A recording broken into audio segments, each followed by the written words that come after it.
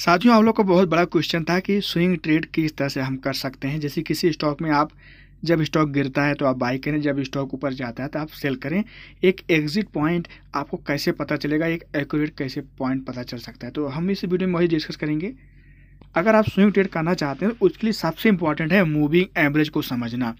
Moving average बहुत बड़ा लंबा वीडियो है, लेकिन उसके लिए हम सिर्फ 1 मिनट आपका समय लेंगे।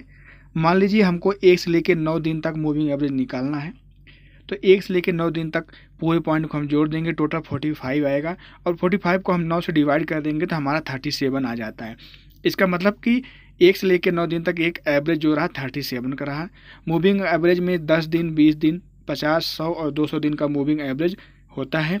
44 डेज का मूविंग एवरेज सबसे इम्पॉर्टेंट होता है स्विंग ट्रेड के लिए।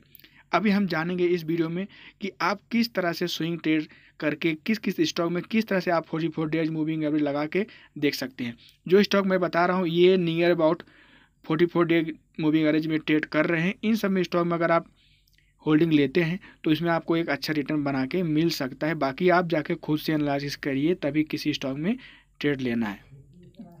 वीडियो शुरू करने से पहले सिर्फ मैं एक ही रिक्वेस्ट करना चाहता हूँ कि प्लीज़ हमारे चैनल को सब्सक्राइब कर दीजिए, अभी तक नहीं किए हैं। आपको सेटिंग में जाना है, इंडिकेटर में, वहाँ आपको मूविंग एवरेज सिर्फ सेलेक्ट करना है। मूविंग एवरेज, आपको कुछ नहीं करना है।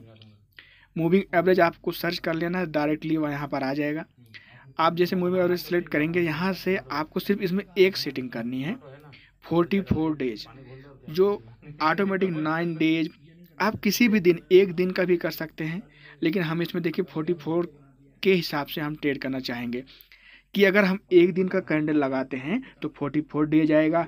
1 मिनट का कैंडल लगाते हैं तो लास्ट 44 मिनट का आएगा। 1 घंटे का लगाएंगे तो लास्ट 44 घंटे का कैंडल जो बनती है उसका एवरेज निकाल के हमको देगा।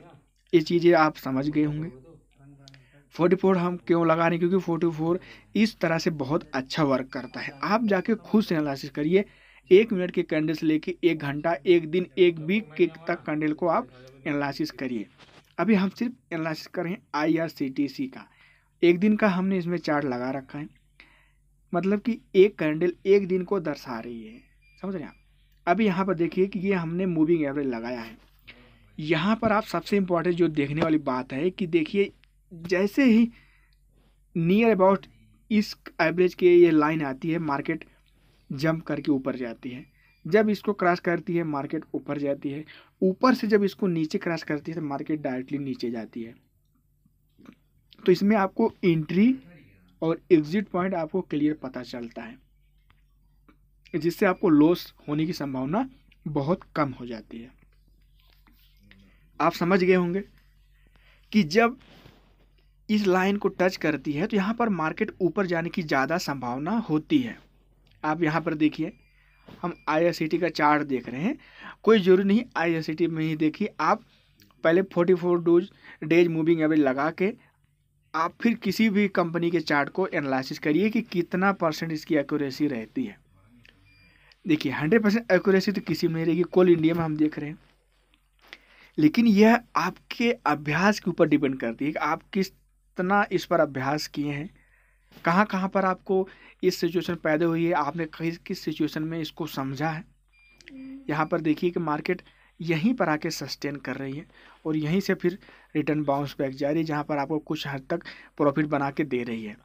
ये मतलब ये है कि आपको यहाँ से पता चलता है बहुत सरल कि मार्केट में अभी ट्रेंड चेंज हो रहा है। ऊपर से जा रहे हैं तो हम प्रॉफिट बुक करके निकल सकते हैं, और नीचे हैं तो हम अपना स्टॉप लॉस लेके निकल सकते हैं। बहुत ही आसान है, आप इसको सिर्फ समझना है कि सिंपल लगाइए मूविंग एवरेज, चाहे सिर्फ मूविंग एवरेज लगाइए और जाके किसी भी स्टॉक को आप एनालिसिस करिए।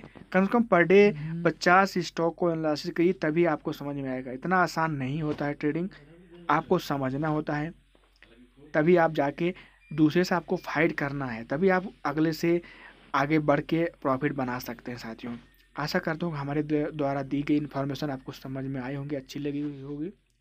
वीडियो को जो लाइक करें, चैनल को